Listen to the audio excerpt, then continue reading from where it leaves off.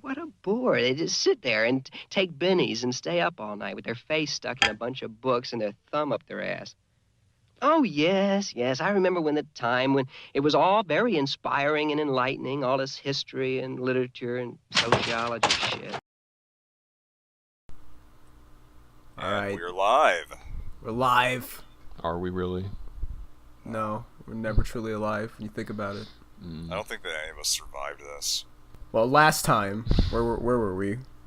We were in Canada, talking about Ed and Eddie, with with a really cool guy named Kevin. And now we're here, back in America, dirty, dirty America. We're gonna talk about a very greasy New Yorker. A greasy New York, thanks Discord. He's greasy. He's scruffy. He's everything that makes America great. Put up. And we're here to. I'm here. Fillmore's here, and we got a guest. What's your name, guest? I'm Pangolin. That's all. That's it. Put up a picture of a real All right. pangolin I got it. Don't worry. and make sure it looks like really sad. Donate to the Penguin Fund. Donate to the pangolins. Put up a picture of Ralph Bakshi like looking down on a pangolin. He's kicking him. Ralph Bakshi's head superimposed onto a penguin. There you go. Oh God. My name's Breaker Pangolin. Sometimes I draw things. The end. We'll link to his Twitter and such in the description down below. He's a friend of the show. I think he's a human. I'm not exactly sure. No, I'm a machine. We've been. The scientists are out on that one.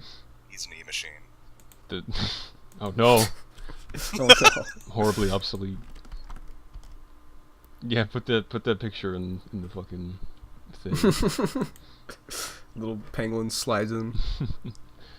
Oh, so where do we There's start? that's his filmography. So, Ralph Bakshi is the guy we're talking about today. He's a very interesting fellow. He's like old school. He was like born in the 30s. He started working at Terry Toons on stuff like Mighty Mouse, stuff like early like TV animation, basically. Mm-hmm. Yeah. And then he moved on after kind of like getting his taste of it, and he was like, you know what, I've got my fill. Let me try doing my own thing. He moved on to form his own company, Bakshi Productions, and he got the rights to an underground comics character called Fritz the Cat, and that's kind of what started his career. Fritz the Cat is the first X-rated animated film, and still the most successful. I think it's the most successful X-rated film and the most successful independent animation ever made to this day. Really? Which is That's dubious interesting. honors all around. So he went on to make several other films after the success of Fritz, all of which kind of have mixed receptions, mixed profitability. But he's a very prolific guy. He's inspired lots of people. So we're here to kind of give him a fair shake, talk about him a little bit. And as I was So- mentioning before, in preparation for this, we've spent like the last, 2 weeks, 3 weeks, watching through all this stuff. Yeah, 3 weeks. A good You chunk know, of it what- spanning the whole timeline. What- Yeah. What may or may not constitute a form of self-torture. Depends on who you ask. Depends on who you ask. So this is an interesting one where before a film and I've discussed stuff, and we're pretty in sync with these things. This was the first time where we sort of like disagreed, not vehemently. I think the general point we agree with his stuff, but kind of the minutia of why we what we kind of think about Ralph Bakshi is what differs. So I brought Penguin was kind of like I guess not a tiebreaker. You came, not really arguing here. you came to me. You were like whimpering. You were like, "Pangolin, you gotta back me up." Bakshi's good. And I was like, "Don't." Bakshi's good. He's my I was favorite. like, "Don't worry. I know he's your favorite. You gotta protect my opinions! I know your opinions Right. are very fragile and very dear to you. So don't worry. I got you."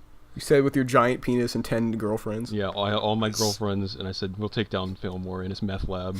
I promise. His opinions are like the glass section of a Goodwill. They're all dirty.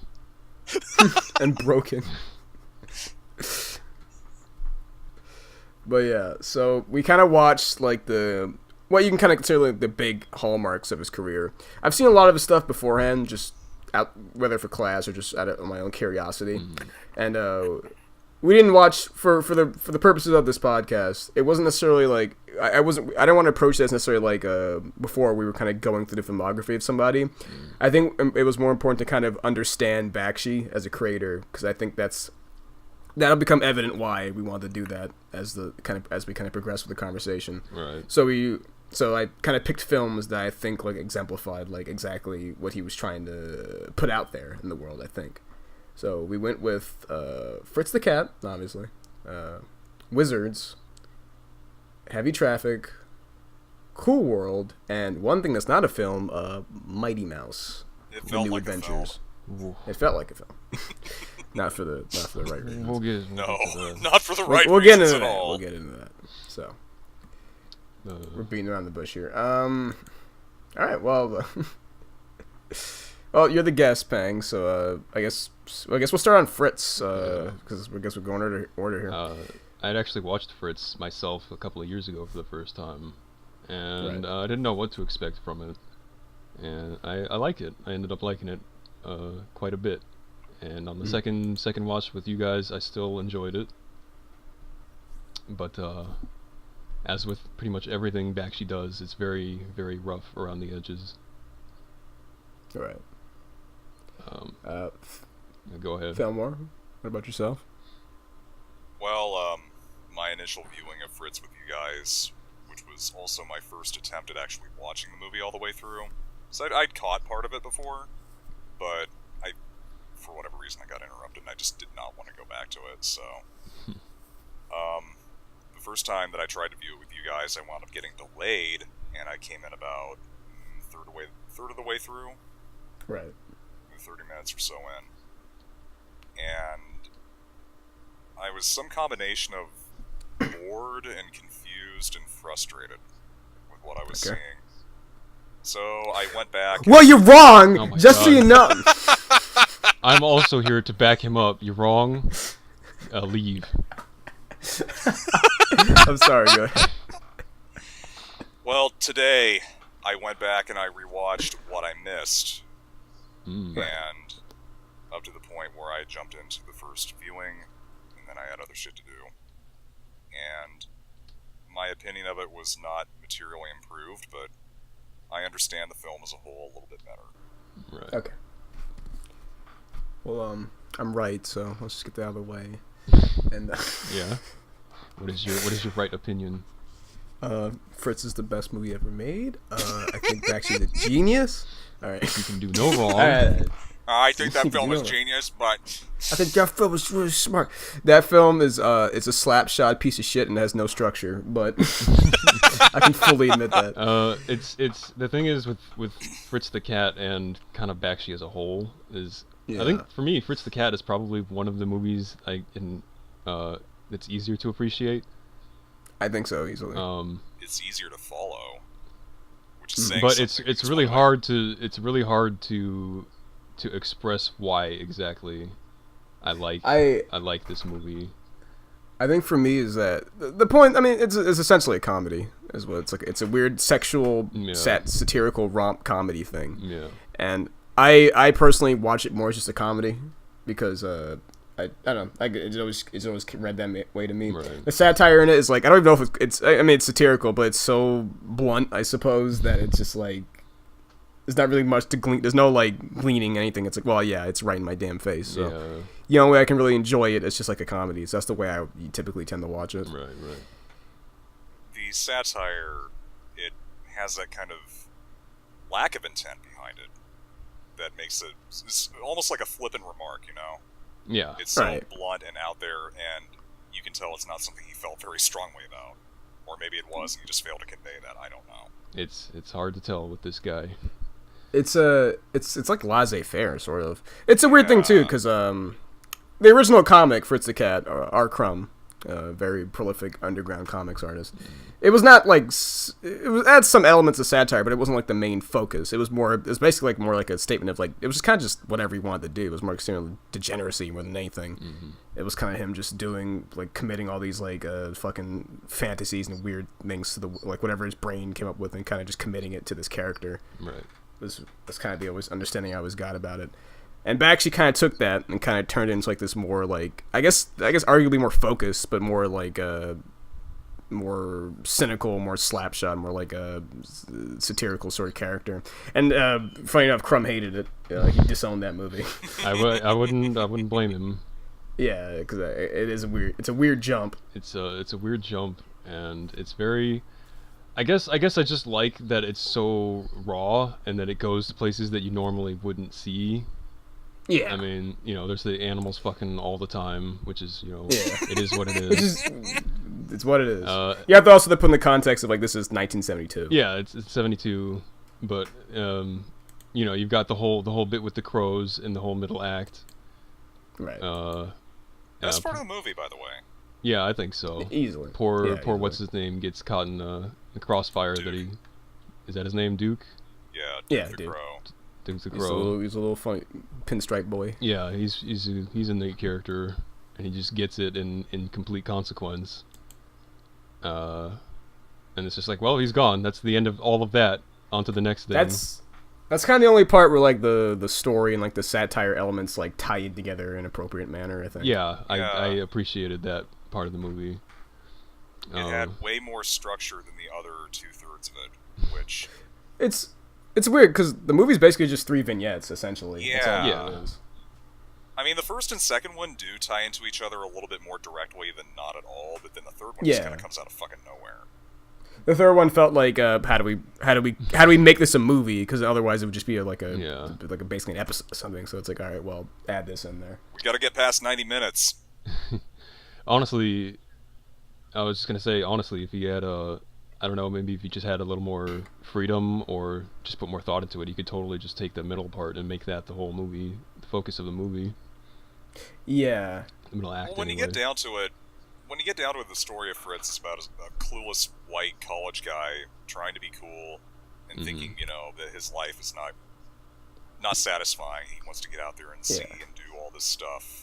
He wants to be an artist. He wants to capitalize on like this counterculture thing. 'Cause, by the way, the movie came out in 1972, but it's set in the 60s, the early 60s. Yeah. It's that's really more or less the theme. It's all this counterculture shit. He's like, the crows. We know what those represent. They're so cool. I want to hang out with them, so I can be cool like them. And that's. Well, there's even that scene in like the first like minute or not minute, like 5 minutes or so, where there's the crow. They're in the park and there's the crow fellows just. Oh standing god, around yeah, that and, bit. Yeah. It's funny how much that rings Relevant. true. How relevant that is today. today. The college girl spawning over him. He's just like, "What's wrong with you?" Yeah, how little it's changed. How little has changed. Yeah, so that was pretty cool. But yeah, the third act happens and it's like it's kind of confusing. That's where it starts to go the most off the rails, I think. Yeah. And it's something. You got this weird cult with this one chick who wants to blow up a power plant to accomplish something. I think basically just we just want to cause chaos. That's the only They're real anarchists. goal. Yeah, that's all they are. But I don't know. It's a lot of ideas like fighting for control. It's kind of what it is. It's like they're all he's trying to get them all out there at once, and you're having this weird situation where it's like because of how fragmented the movie is now, because of how like kind of like effervescent the characters act. Like they have personalities and everything, but they're very like Effervescent. What? Isn't that the word that means like carbonated, like soda? Yes. What's the word I'm thinking of? I don't know. I don't know, but you're implying they're fizzy. They're fizzy. They're bubbly. We'll just go with that. They're fizzy. These characters are fizzy. Yeah. Frothy I'm going might with be that. a good word, actually. Yeah. They're in the bar for one scene. Shit just that movie's just shit happening. Yeah, which I can appreciate because life. Life is not a like problem. that. Shit happens. Yeah, exactly. It just kind of goes from one thing to another, and you're just along for the ride. So I don't think a movie needs to have like a classical structure to work as a movie. Right. I think it's fine. I think it's more just what's happening is what matters. Yeah. But it's a movie where it's like I love it, but I wouldn't. I guess I'm gonna say about a lot of things Bakshi Babe. I like it, but I wouldn't like recommend it to people. Because it's not. It's a hard sell. It's very odd. It's a very hard sell. I wouldn't. I think I would recommend it, but I wouldn't expect anybody to like it. Yeah, fair. I would just say it's worth seeing just to get an idea. Mm-hmm. My biggest takeaway from it is that it introduced us to several staples of Bakshi's work. The first of which being terrible audio mixing. Oh my god. Did he do that himself? No. Initially, yeah. It was just his production studio. Yeah, they just. That's another thing that kind of it's the whole Bakshi's work as a whole. It just kind of has these things where it's like, I like this and it's bad, but I like it. Like the horrible audio, sometimes it gets really, really bad where like I don't like it at all. But sometimes it's like there's bits where it works in the film's favor and it makes it feel a lot more real, a lot more visceral. I can see. Like there's bits where he's like in the bar and there's just noise and people talking and it's kind of, you can't really follow any one sentence and it feels that feels like natural. That feels intentional, definitely. And so. And whether that was an accident or not, we will never know.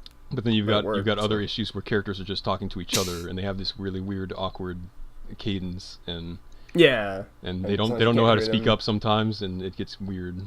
So you can tell he's not great at directing. At least initially, he wasn't great at directing actors. When it works in his favor, it's really, really good. But when it doesn't, it hurts the film a lot. So. Well, yeah, like right there in the very beginning of the movie, a couple of the characters sound like they're not even close to their microphone. Yeah. No. Yeah. But I think I feel like that's one of those things where it's like I think he sat there and he was like, I'm gonna let them do what they want, so it sounds more natural. Yeah. I think that's what he wanted. But the problem with that is that sometimes it works well and sometimes it hurts. The thing. Yeah. So you got to be careful what you wish for there. Mm-hmm. The second staple that it introduced us to,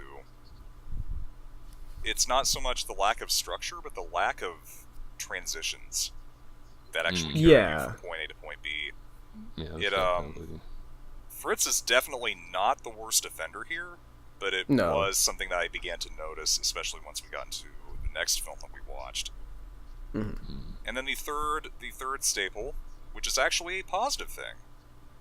Maybe the one positive thing I'll say about the entire movie, other than the second act being okay. The backgrounds. Who did those? They're probably just people in the studio.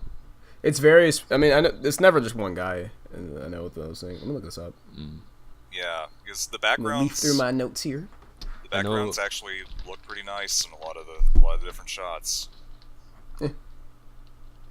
Actually, I guess we'll get into the visuals since we're kind of like talking about it. Yeah.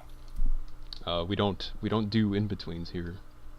We don't have the time. It's inconsistent. We don't have the time or the money, so this is what you get. Like, yeah, because that movie's made a budget of like $800,000, which is like fucking the smallest. It's like piss poor. Nothing for an animated production at that time. Yeah. Or any time. And I know for the backgrounds, I know they trace stuff. Tirek, that's the guy's name. They traced photographs and then watercolored over them. Yeah, over them. Some of them weren't traced. Some of them were just were heavily referenced or like distorted. There's a really cool shot where they zoom out on NYU and it's like this fucking weird ass distorted shot. This vertical like panoramic shot of the city. Yeah, it's really cool. It's all fisheye lens. It looks really neat. Yeah. They kind of go off like that ash can style of stuff with all the paintings. It works. It works really well. It works. And that is a recurring thing throughout a lot of the movies that we saw, is that you'll have backgrounds that look really nice, and what is in front of them does not look nice. But the thing about Fritz is that like it's not. I wouldn't say it's poorly animated or nothing, especially considering the budget it has. Not always. Not always. There's some jank. Yeah. There's some like, and there's some really blatant reuse of animation, which is I guess to be expected. Yeah. At least a lot of it felt like if the jank happened, it was because they did not have the resources to not make it jank. Yeah, you're right. Yeah. It's Penguin's kind of right. It's a weird thing where it's like there's in betweens, but it's like they're so like oddly placed, but in a way that still like kind of works. They kind of figured it out at least for the most part. They did. I remember the part, the bare minimum of there's a what part- they needed to do to convey. Yeah, exactly. They they put it in the right places. They kind of figured it out. There's a good scene where they're in the bathtub and they're all smoking reefer and he's like fucking floating around. And it's like there's like no animation there, but they posed it in a way that's actually that kind of still works with the idea. Yeah, the characters just kind of like they do a standing head over heels rotation a lot in that particular scene, but Yeah. it works.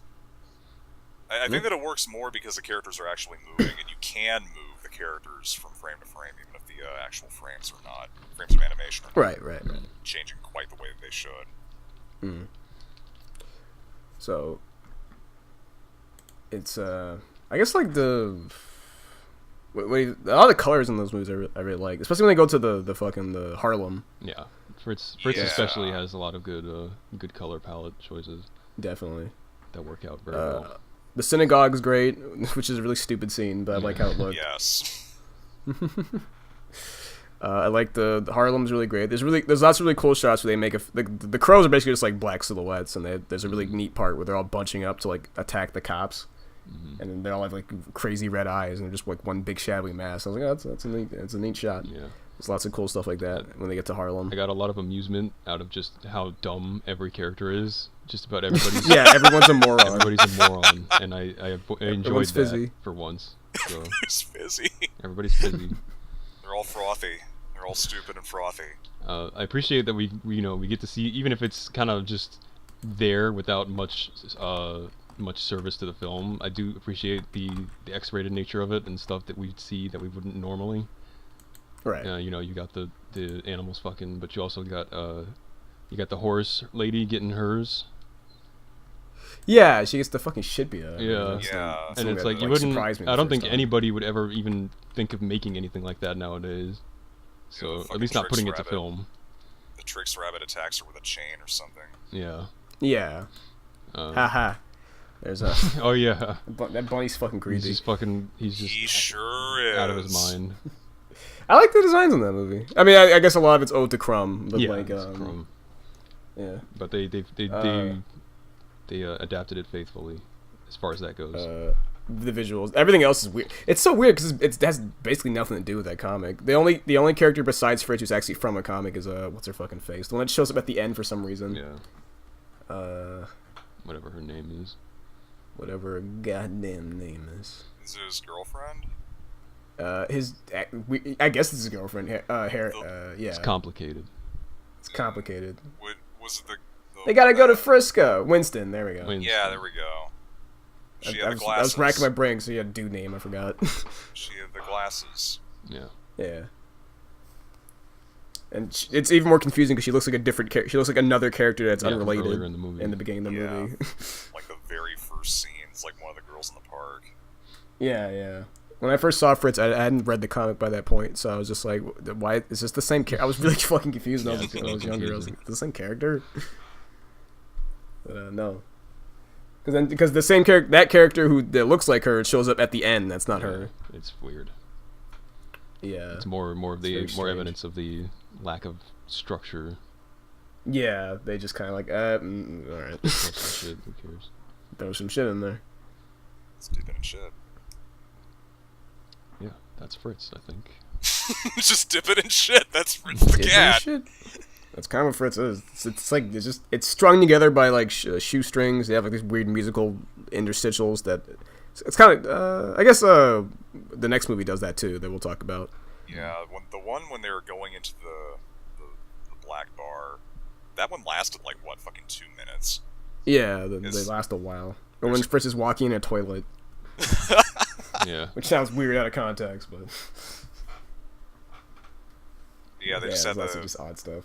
they just set a guy off to the side, and he's like changing colors and snapping his fingers, and there's something in the background, very slowly advancing toward the camera, and it lasts for like fucking 5 minutes. It works. I think Fritz is greater than the sum of its parts, which are all very subpar, but altogether, I think it comes together pretty decently. Like I Yeah, can see it's where you're enjoyable. coming. I can see where you're coming from. I just, from my perspective, I'm gonna get into this later if I have a chance to. Sure. from my perspective at the time, I'm just like, this is so blunt and obvious. This does not do anything for me. I completely agree with that. I don't think anyone who's seen a Bakshi movie is gonna ever argue otherwise. Yeah. If you apply the context of its time period to it, it starts to make a little bit more sense why it was seen the way that it was, and not just as him being like a fucking edgelord. Right. And so, I don't think it had any like gigantic, bold statements to make. It's just the fact that that was actually being committed to film and appearing in fucking theaters. Yeah, I mean, you have to consider it that way. It's like fucking, this was like unheard of at the time. Yeah, we're coming out of this very puritanical era in American entertainment, and then, you know, this stuff didn't exist. Didn't exist back then. That's why underground comics were a big deal in the first place. Yeah, because it was like shit you'd never see in like DC Comics or whatever. It's like he's just doing other stuff never heard of. Yeah. It's why I think that's why it was so successful and so like well remembered. It was just like shocking to people. Yeah. So I guess we should just mosey on to our next film, Yeah. which is it's kind of the most, I would say it's I guess just watching it's kind of the more personal one of Bakshi's. It's more or less an autobiography, at least in some respects. And Heavy Traffic is about a cartoonist that's very obviously a stand-in for Bakshi. Or you could argue a stand-in for like other people, or like the idea of the cartoonist in general, the struggling artist. Yeah. And it's like by this point, Fritz is a big success, and they're like, all right, people are like, oh, I like this guy's stuff. I'm looking forward to his next film. Heavy Traffic was supposed to be like the film that Bakshi was going to make in the first place, but then he settled for Fritz because that was more like a licensed thing, and it was a better bet. So then he was like, all right, I got some recognition under my belt now, so let me try this. So Heavy Traffic was kind of his first like big like commercial. It was a big success, but it was also like his first like critical success because Fritz was kind of lukewarmly received, but it was really popular. Whereas critics actually really liked Heavy Traffic. I still think they do to this day. Really? Right. Yeah. That's interesting.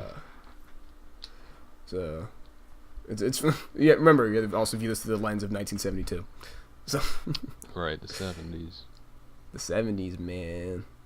So yeah, this was kind of the first. So I don't remember. He worked on this with Steve Krantz. Steve Krantz is a character, right? And I encourage everybody to look stuff up about him because he's a fucking. You want to see a disaster? That's one. He's something. He's something. I'm not really gonna get into it here, but yeah. It's an interesting story. Tell me why so of animation. Yeah. So Heavy Traffic. Ahmad, Heavy Traffic. Ahmad, what did you think of Heavy Traffic? So it's a Fritz situation, but not quite. I like Fritz. I understood it. I understood the intent, but unlike Fritz, I'm not a very big fan of Heavy Traffic as a movie. Just like watching it as a viewing experience. As an autobiography, I enjoy it because it's interesting seeing like someone kind of put something out so personal and so just like committing his life story to something like that. Yeah. Like his ideas about things, but as a film, I've never found it very entertaining. I've seen it twice before. One time on my own, and the other time with you guys while we prepared for this. And it's basically a story. It's not only a story about him. It's basically a story about like youth and kind of where youth can go wrong. Right. If making the wrong decisions, essentially. And then you kind of always molded by where you come from. And here you have like this cartoonist. He's from New York. He's got a family. It's kind of a mess. They have like stereotypical Jewish family. Yeah. Utterly dysfunctional family consisting of living in like ratty New York. An Italian mafioso, low-level mafioso, and his Jewish mother. Yeah. And his Jewish mother. And it's kind of just, and he's like, he finds a girlfriend and like this strong-willed black woman who works at a bar, and they kind of try to form a life together, and it just kind of falls apart from there. Yeah. So for me, not a huge fan of the way it's executed. I appreciate a lot of the ideas, and I even kind of appreciate the structure they were trying to attempt. There's a weird thing going on where it's the whole movie's kind of this weird metaphor for pinball. Essentially, it starts out with this guy playing pinball, and like you have these intercutting shots of like live action of some guy playing a pinball machine, and it all kind of ties together at the end of the film. Yeah. But there's, I guess I'll get into it more once you guys have said your piece. What do you think, Fillmore? Well, Actually, thought that heavy... I think I should go first because I think Failmore is gonna have a whole spiel for this one. Oh, you're right. All right, Pango. Am I wrong? You can go first. Okay, I'm just gonna say I'm mostly just parroting what Ahmad says, what he feels. I can appreciate this movie in a similar vein that I can appreciate Fritz the Cat, but not quite on the same level. I think that this is the movie where I said I would recommend Fritz the Cat because I think it's worth watching. I would not recommend Heavy Traffic because That's fair. I feel like all of the problems with Bakshi's films, all of the technical failings and lack of direction or focus, I think are magnified a lot more with this film than they are with his others. Mm-hmm. It becomes kind of just noise at some points, and we still have all the gritty details and personal experiences and things that I appreciate being brought onto the screen through animation, but there's all the technical failings. The audio problems are even worse here. You have even bigger corners cut with like footage with live action footage underneath animation, which could be it could be a style thing, but I don't think it was executed nearly as well as it could have been. No. And so much more. It's rough. It's really rough. I'm glad I saw it, but I wouldn't recommend it. Alright, Fanboy, now you go. Oh boy. Well, I thought after seeing this would be the worst thing that we had seen out of all the Oh no, not even close. Oh, nowhere fucking close. I thought at the time that this was going to be our low point. No. And with good reason, because as Penguin said, everything that is wrong on a technical level with Fritz is even wronger in Heavy Traffic. Right. I think that I can say that I hate this movie. I think that the entire time that I was watching it, I was either annoyed or just sort of like looking at it. It was not engaging me, even on the same level that Fritz did. Because, like I said, middle act of Fritz, not bad. This whole fucking movie is just a fart. That is the best way that I can describe it. Is just a fart in a hurricane. And effervescent. It's very frothy. It's very frothy, let me tell you. It's bubbly. And I could probably go on about the technical problems, but what else can we really say there? It has an absolute lack of structure and an absolute lack of good execution. And the way that things are put together, I mean, there's some things that just come completely fucking out of nowhere, to the point where it's really jarring. I think actually I'm going to disagree with you there. I mean, you're right in that sense, but I think I would say, with Fritz, I think it's a little more unforgivable, that where like stuff will just kind of happen. At least, I mean, I got the intent, but it's a little weirder when you're trying to present a narrative. I think in the situation of this, where it's like, I mean, it's obviously this movie's a narrative, but it's like, it's more relating a story about something else, about his ideas and him, and I think about the idea of life in general. I think that's kind of what he wanted to go for. Like, shit just happens, and I think it's kind of life. I think being blindsided is kind of what he wanted you to feel. Yeah, I think that there's value in that for sure, but this could have used a little more reining that in. No, yeah. Execution. I'm not gonna argue that it's bad. I'm just saying. I think he could have reined it in a bit and given it a little more focus for sure. I agree. Man, well, the biggest problem with him using these kind of blindsides is that they don't feel like blindsides. They feel like absolute non sequiturs. Yeah. There's one part in particular where the guy is he's imagining something that looks like a PowerPoint drawn by an 8-year-old. Where it's just going between different drawings, and I'm like, I understand this. I understand what he's going for. It's just, this came out of nowhere. It's like I just changed the channel. Right. And even with things that happen abruptly, there's usually some kind of very, very small lead-in, or the way in which that event unfolds. It does not just appear. If that makes any sense to you. Right. So there's some temporal weirdness with the way that that's done. Even if the intent is very clear, the whole thing like you said, pinball being used as an analogy for the chaos of life. You know, you're just bouncing around from place to place. Mm-hmm.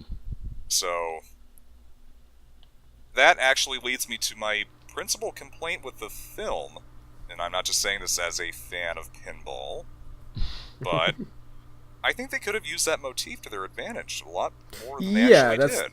That's the biggest issue I have with it. I mean, we have hipster Rob Liefeld who walks into this arcade with a bowler hat and he starts playing pinball, and you have random shots of footage of the pinball table just kind of intercut. Right. Yeah. They don't use pinball sound cues all that much. They don't use a lot of that imagery. You could have done some really interesting transitions with that. Yeah. It's not used effectively, and that's frustrating because you know exactly what he's trying to do with it, and I have to wonder, like, would he have done that if he had better resources? I really don't know. I don't think it's a question of resources. I just think I think he had an idea, but he didn't quite tie it in as tight as he could have. Yeah. I think it's really just it. I think the way the way it was implemented in the movie as it is now, I just found it really distracting. And that's a bummer. It's like, because it doesn't have to it be. It takes you out of it. Yeah. Especially because when you find out what the movie's supposed to be, the movie's essentially just an elaborate fantasy sequence. Yeah. Yeah. Spoilers. It's all a dream in the end. Yeah, that's the other thing that really kind of grinds my gears about this film is that the ending is just ultimately really unsatisfying. Yeah. And I'm not sure how I would have capped that off because it is a personal story of sorts, but with it being a fantasy and then him just kind of walking off into the sunset, it's like what was I to take from this? He gets shot in the head, which I actually I like the initial one where he gets shot, where like, because that's one of the cool things about animation, you can show all like the bone shards and everything shattering everywhere. That was actually kind of well animated. Yeah. But then it just kind of devolves into this stupid nonsensical like visual Just miasma of shit happening. And then then it just cuts in with the pinball table. He knocks it over, and he goes and dances with his girlfriend in the park. And it's like, oh, that's it. All right. it just snaps to a resolution. Yeah. It would have been a million times more satisfying if it just ended. He stopped playing the game and he walked off. Yeah, Just go straight to credits. That would have been much more like. That's what I thought was going to happen. Yeah. Maybe he turns around and sees real world Carol at the door, and they just walk off. Roll credits. That's all it needed to be. Instead, the ending's like 20 fucking minutes long of them dancing around. It's all live action. Or maybe he he gets shot in the fantasy. That's the game over, and he's like, just says tilt. You're done. He's just kind of maybe he gets a little frustrated, and then he just puts in another quarter, and it's like, all right, got to try again. Yeah, life goes on. That would be the message there if you did that. Yeah.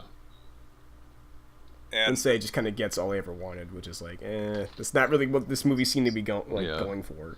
Well, the other thing too is that you could have actually set this up a little bit better to make it clear that it is kind of a fantasy, or again, if the motif was used better, especially that is a storytelling. The guy at the pinball table is telling his story, right? And that's what they were trying to do, but they didn't really make it clear that's what it was supposed to be, which means that the ending comes to it's all fantasy. Okay, so that made this movie even more of a fart. Yeah. It's utterly inconsequential, on top of being almost completely devoid of narrative substance and cohesion. Yeah. Yes. The only visual quirk I like that kind of alluded to it being a fantasy sequence, or I guess not. It's not really technically that. I guess it sort of is, but it's more like just like the idea of it behind where the cartoonist is like the main character. He's more realistically rendered, but like everybody he knows, all his family, all these people, I appreciated they're basically just that. caricatures. I think that was the only like visual thing I thought it was actually pretty strong. I like that. Everybody's all wild and wacky looking, except him. Yeah. I can respect that. He's the real one. Man, the audio gets so fucking bad in this movie. Especially in the beginning.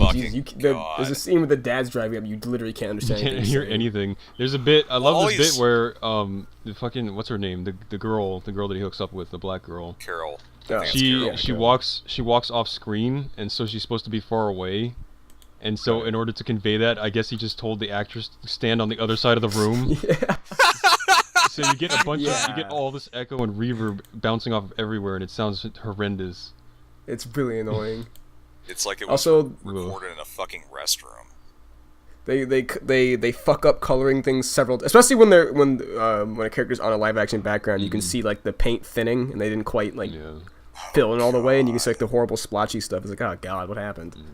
It's like just not some shots are just like not finished coloring. Also, there's moments where like in betweens disappear and you can see the rough pencils underneath. That's like, oh god. Yeah, and stuff like that. There's stuff like that. Again, in a movie like this especially, you can take that kind of thing and make it intentional, but this was not intentional. No, those are just mistakes. The part in the beginning, that's when I knew what I was about to get myself into, because the dad's just driving around, he's got some broad in his car, and he keeps mumbling something over and over again. It's like, get a lot of respect in the organization, but it's like hearing it through a drive-through. And the audio mixing does not improve much after that point, unfortunately. No. I think that's just heavy traffic's way of easing you into it. You know, we're gonna ease you into the morass of shit that you're about to wade through. Yeah. Ultimately, for me, just the last thing I'm gonna say is just repeat. Ultimately, I can appreciate it. I appreciate what it's doing. I'm glad that I saw it, but I don't think it's a good film. I wouldn't recommend it to anyone. No. I don't think that any of us would. No. Watch it for its historical value if you must, but otherwise stay very far away from this movie. It's awful. I wouldn't. It's not a good movie. I wouldn't call it awful. Imagination. No, I would hesitate to call it awful. But I can't tell you why I would say that. So. Yeah. I guess I could say it's more for me. Just like there's ideas there that it's like I guess it's because it just feels so like personal and kind of raw. He's trying to kind of get in this thing about himself, and it's like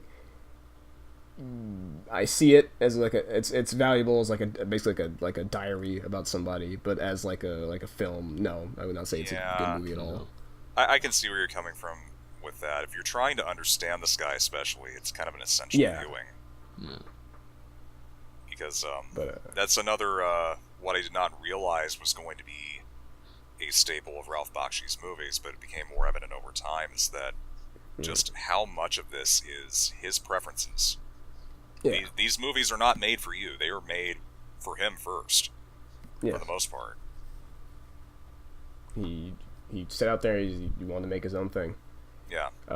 One last note about I almost said American Graffiti.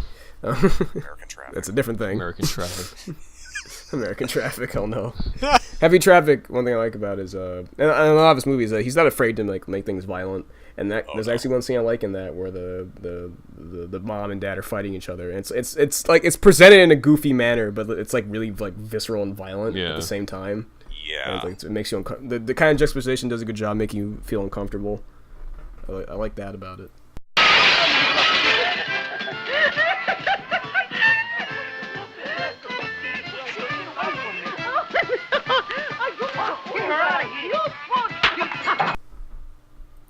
But there's no like there's only so many moments where like the ideas almost meet in that movie and they just don't quite do it. Yeah. It's a shame to see that. So after that, he did Coonskin, which I've seen, but I didn't bother making us watch it for this because I guess it's important as in a historical context because a lot of people say like Bakshi's films are racist because he has characters of black people. It's like, well, Coonskin is like the ultimate like refutation of that because the entire point of that movie is that it's making fun of like these stereotypes. It's basically saying, you know what, they're there, but like we're gonna make it into more heroic than it really is. He's kind of like saying, he's kind of putting it down. Right. On top of that, he hired, that movie's like all black people. He got Scatman Crothers, you got Barry White, Charles Grodin, like he has all these black guys. Mm-hmm. From my understanding is that he kind of appropriates that imagery, you know, the whole tar baby, blackface, whatever you want to call it, but then he applies it to characters that are not stooges. Yeah, they're just there. Yeah, and it's a shame because I wouldn't say Coonskin's a great movie or any means, but I appreciate the message behind it, and he kind of got flack for it, I think undeservedly. So he was in a weird position where he's like, he was in a weird position where he was like, well, what am I gonna do now? So then he made Hey Good Looking, which is a weird movie because it got shelved actually. He made it in '75, I think, and it got shelved and was not aired until 1982. Jesus. So that's a weird one. It's not anything. I would say it's not special. By the way, don't take our recommendations completely at heart. If you want to go see this stuff, please watch it. Or just, I'm just explaining the methodology of why I didn't choose certain films for this. Yeah. I think, like I said before, I wanted to choose stuff that kind of got into Bakshi's head a bit more. So let's see. All right, so Bakshi's like, all right, you know what? I've done a lot of urban, kind of like all these urban films, a lot more about like more personal stuff. Let me try moving into fantasy, because he's a big fantasy guy. And so he comes up with War Wizard in 1976. He pitches this to 20th Century Fox, and eventually, so a young George Lucas comes up to him and says, "Hey, can you change the name? Can you remove the war part, because I'm doing Star Wars, and we don't want any confusion or whatever." So he's like, "All right." So the movie just becomes Wizards. And there's a funny history behind Wizards and Star Wars, because they're both under 20th Century Fox. There's meetings where both Bakshi and Lucas are in the same meeting asking for money and being denied. So then they both go and have to go pay for their own movies out of pocket, which works out a lot better for Lucas, because he was a rich kid. Yeah, Lucas it worked out for Bakshi, not so much, but we'll get into that. Yeah. They look remarkably similar to each other, and that's another... Yeah, it was just funny, especially now. Yeah. Oh, I think I like Bakshi a bit more, though. Oh, well, yeah. Bakshi A also little bit pulled more out of the artistic game. integrity there. Yeah, he knew. Pulled out of the game when he got everything he needed done. Yeah. Yep. And then, on top of that, when Wizards came out, and it was actually a big success initially, funny enough, Disney tried to release, I think, Fantasia or something. I forgot. They tried to release some other movie of theirs to try to compete, and it, like, fucking flopped in comparison. They re-released a movie of theirs, and so, like, Wizards actually took on Disney. But then 2 weeks later, Star Wars comes out and crushes everything, so then Wizards just gets forgotten the time, which is just sad.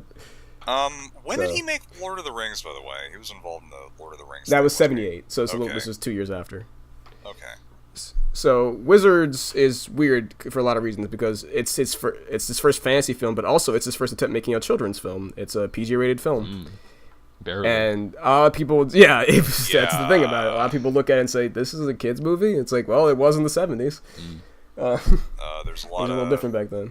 A lot of nipples showing through clothing. Got some blood here Lots and there. of Lots of violence. The blood is really the least of it. No, it's most yeah. insane. But Yeah, it's you can get stuff away that with would not fly in a PG movie now. Oh no. And there's imagery where it's like, ooh. Yeah, there's some But pretty good imagery. we'll get into that. Would have been PG-13 nowadays. Yeah. So, Fillmore, you start us off, because I think you have a kind of a reversal with this one. Can you repeat that? Discord. Hate it. Oh, you start us off because you kind of have you have a reversal of opinions with this one. Yeah, Wizards is, at least to me, it was way more enjoyable than the previous two films. And the reasons why are, I guess, a lot of the, what you would call the Bakshi failings. You know, the shoddy execution, lack of structure, scenes that are not transitioned into and out of properly. All those are mostly gone. The audio mixing is way better. Not perfect, but way better. Right, because it's with Fox now, who has money. So It's visually very strong, and I was not expecting that going into it. one little side note: the backgrounds were done by British illustrator Ian Miller and the comic book artist Mike Ploog, and they kind of did. The movie has kind of like two different worlds. It's the evil realm and the kind of the good realm.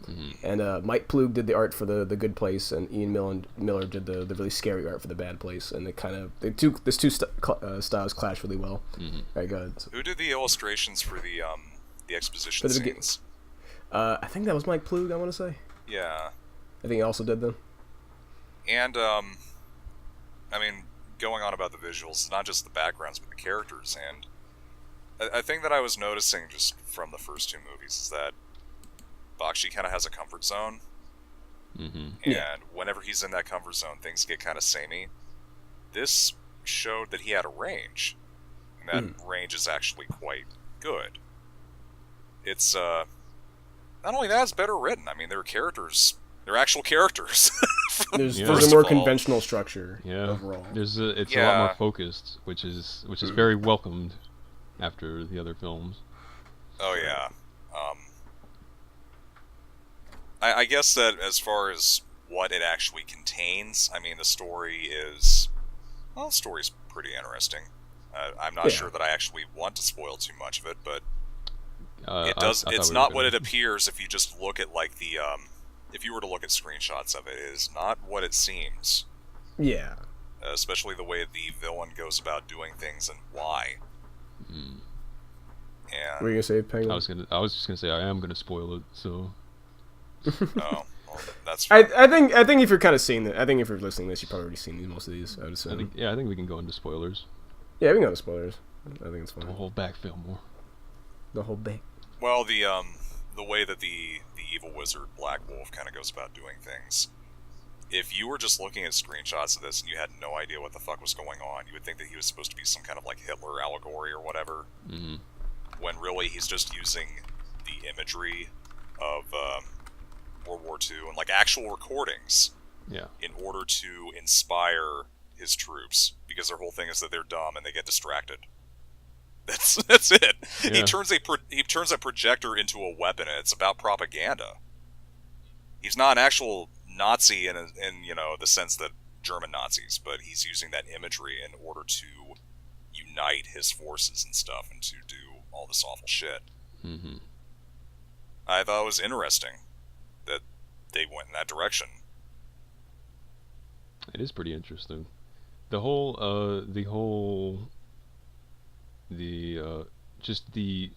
if I'm remembering properly, he gets a bunch of old shit, because this is like a post-apocalyptic setting. Yeah, this is 3,000 years after the Earth got blown up. And so he finds a bunch of old, not just the projectors and the imagery, but also old weapons and stuff that is technically superior to what the our good guys have now.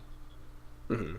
And all of it comes together to empower them. Well, the whole conflict is kind of framed as like a nature/magic versus technology type of thing. Mm-hmm. The idea of I think if I remember right, Bakshi was saying like a lot of it was like this encroaching nature of technology removing the fantasy aspect, like the fantasy that children have, like the imagination. They're kind of stripping it away from them. Well, the way that some of that's handled, you know, like the point of his Black Wolf's forces being distractible and just kind of stupid. You know, by all rights, they should have curb stomped these other guys, and it didn't actually come together until he found the projector and used his magic on it to project things that would inspire his people and horrify everybody else. Right. The other interesting thing, though, is that at the end, you have Avatar, the Good Wizard. Played by Bob Holt.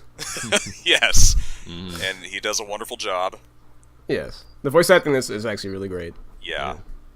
Avatar might be my favorite character out of all the ones that I've seen in all these movies. Avatar's great. Who's the goddamn elf? Weehawk, played by Mark Hamill. Yep. As a matter of fact, sorry, it's not Mark Hamill. That was that was Richard Romanus, and then Mark Hamill played the fairy king who gets killed. Yeah, the Pixie King, and as a matter of fact, that meeting where Ralph was convinced to change the name of War Wizards, apparently that was kind of like a you scratch my back, I scratch yours, because Mark Hamill came over for like a weekend. Yeah. For the production of Star Wars to do some voice recording. That was okayed by George because of that, so. Wow. A weird way that those two movies are interconnected once again. But yeah, at the end of the movie, Avatar just shoots him. That might be my favorite resolution I've seen in a long time. Because it's like because the wizard's like, aha, I'm super powerful. Your magic is bullshit compared to mine. You can't touch me. And he's like, fine, I won't use magic then. I'll just pops him. I just grab this thing. It doesn't matter. We're never shown where he gets it from, how, you know, when he put it in his sleeve, when he loaded it, and any of that. It's just he just has it because this is technology that Dark Wolf brought to the world. Yeah. So it kind of ties together in that interesting way, and that's really amusing. Yeah. And it's also kind of the ambiguity of technology, you know.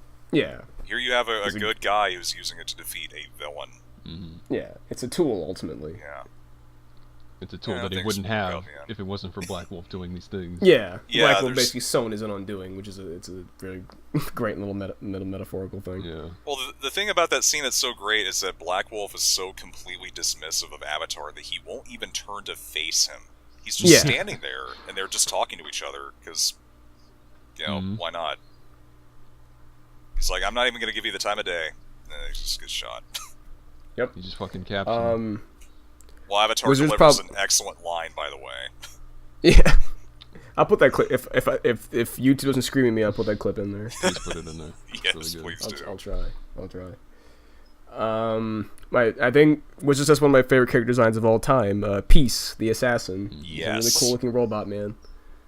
In fact, the poster for it has him on it, and is really riding cool a little emu poster. guy. Yeah, it's a really good poster. I love that poster. Peace is a weird kind of. He's kind of like the symbol of the movie. Essentially, he's kind of this like. He's this robot assassin that was sent by Black Wolf to kill Avatar, and then he gets essentially reprogrammed.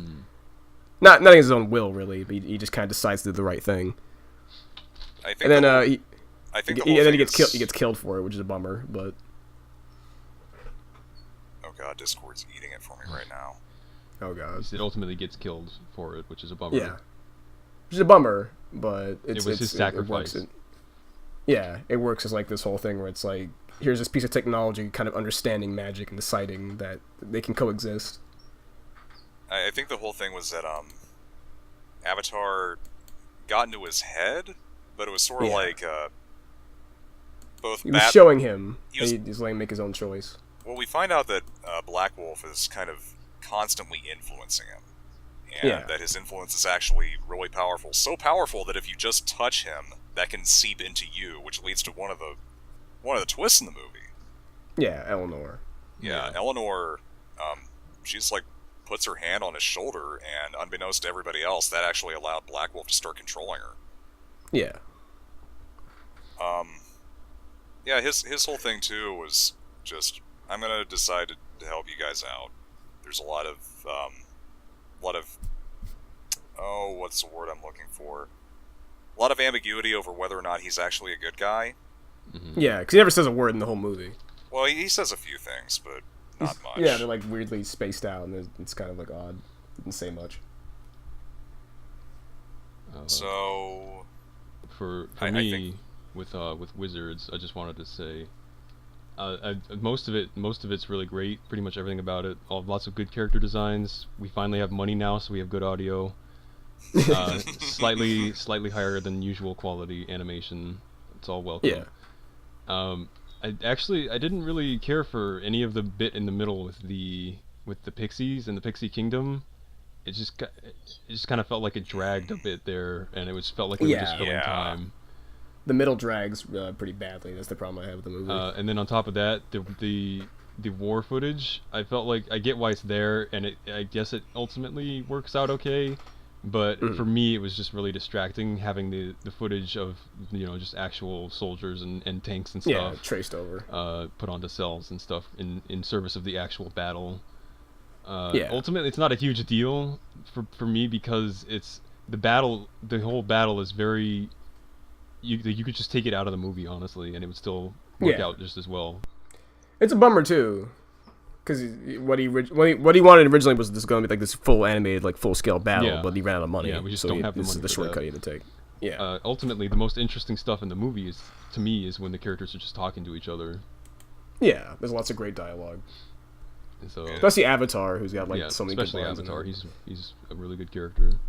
He's like the most Bakshi-esque out of all of them, but I think it kind of works as like this old wizard who's just kind of sick of this shit. Yeah, and is not really sure of himself. It's very relatable. You're not he's not too sure of himself, and he's just tired. Yeah. So you can appreciate a character like that. Mm-hmm. So I guess on the whole, on the one hand, it does not have that raw as in visceral quality to it that a lot of his other stuff has. It feels a little bit less personal, though Avatar as a character does make up for it a ton. Yeah. Yeah. but on the other hand, it has much less of the raw, as in this shit ain't done, quality to it. Yeah. And where it does have that, it's not his fault. Yeah. Yeah. It's because it's such a disparagement between that the just not done. We just budget, the budget. We have no battle money. footage. There's so much of a disparity between that and the actual rest of the movie where we have full animation that I think it detracts from it as a whole, and that's just it's just too bad. It's an unfortunate side effect of what happened. But overall, very, very good movie. I would recommend. I will say, so I've seen interviews of Bakshi talking about it, and the kind of what Bakshi always wants to do is that he always wants to be honest. And that's kind of the implication with all these movies. And Wizards was kind of like one of the perfect example of that, where he was like he didn't like the Disney formula of like making these kind of like more cutesy films. And putting him out there, and then so he was like, I want to make a kids film that doesn't lie to them. I want to make a kids film that kind of gets into like the real nature of people. That's kind of what he wanted to do. And I think Wizards ultimately, even for a shortcoming, I think it does that effectively.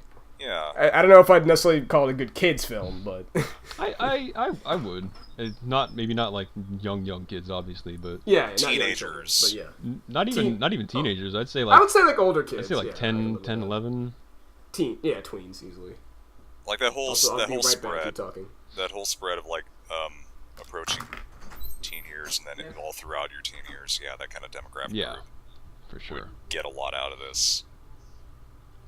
I think what Bakshi sets out to do and his overall mentality is very commendable. Yeah, I mean, I don't hate the guy, and I understand to a large degree where he's coming from, and I suppose we'll get into that closer to the end. Yeah, because initially I had a much different opinion, but once I began to kind of understand more, I'm like, oh, okay, so that's why he's doing what he's doing. Yep, and I think it's very good that it exists, but I think we'll get into that later. As just to Wizards, fucking bounced on us. As to Wizards, though, one other area where I thought I was going to hate this part, but it grew on me really fast. I usually don't like voiceover narration. I usually don't like that. For the exposition scenes where they have the illustrations, which look great, by the way, and then they have the lady, reading through this, the history of the world at the very beginning, and there's another part where she comes in and kind of fills in the blanks about some things. She was great. Yeah, it was ultimately very unintrusive, and it was pretty natural, so that was good. And it had a very storybook quality to it, which fits. Yeah. Totally. Welcome back. I'm back. So yeah, I think we'll just leave that in, whatever. I think we're about ready to move on to the next thing. One last fun fact: Cypress Hill. I remember Cypress. I forgot what song it was. It was on one of their. I was on Skull and Bones, I think. They fucking use audio samples from the movie. Really? Yeah, one of their songs. That's pretty cool. Remember that? It's just fucking stupid. I remember the cop in the car when I heard it. I was like, what the fuck? Oh, excuse me. It's alright. Okay, so Wizards is so he's like fucking alright. I did Wizards. Because of Wizards was a thing, they were like, alright, you can do Lord of the Rings. And he's like, alright, sweet. Which is a weird one. It's weird, but ultimately I think it was successfalso, right? Yeah, it was a big. I wouldn't say. I don't think it was like it was big. It wasn't like a huge hit, but it was pretty successful. Right. And also kind of laid the groundwork for the movies to come later. Yeah. So I guess it's useful for that. A lot of people have. We'll touch on it briefly, I guess. A lot of people have problems with it. I do, particularly. It's not. I don't think it's very entertaining. For one. Also, the visuals are very distracting because it's like almost entirely rotoscoped. Yeah, it's entirely rotoscoped, and I guess people liked that at the time. They seemed because they appreciated the way the characters. I remember somebody citing specifically the scene where some dude dies against a tree. Yeah. And People thought it was really realistic. Yeah. So. Because it was just drawn off. It was drawn off real footage. Yeah. So. It's really funny looking at the footage of everybody's like in costumes and stuff running down hills. Yeah, it looks really funny.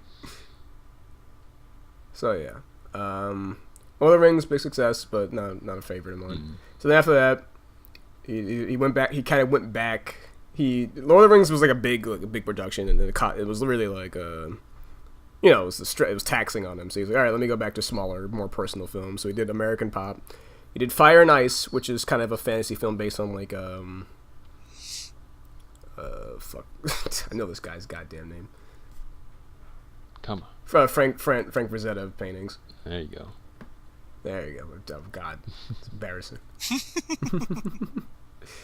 Fun fact: it was written by the guys who wrote a bunch of Conan comics for Marvel. It's written by the guys who what? We wrote a bunch of Conan the Barbarian stories for Marvel, which makes sense considering what it is. Yeah. Huh. Yeah. So yeah, Bakshi got to work with his longtime buddy and hero Frazetta, and he was like, all right. So he kind of did the art for the movie, the visual design for it, and it was a cheap little thing. And then Fox was like, yeah, okay, we'll put that out there. So then for a little bit, he kind of chills out. He retires a bit for a while, and he was like, all right, let me chill out. So he's like, let me go back to my roots with Terry Tunes. I'm gonna go back to TV. Mm-hmm. And so, with his own production studio, he goes to CBS and he's like, all right, what do you? Here's a show for you. And CBS is like, fuck that. Here's something else.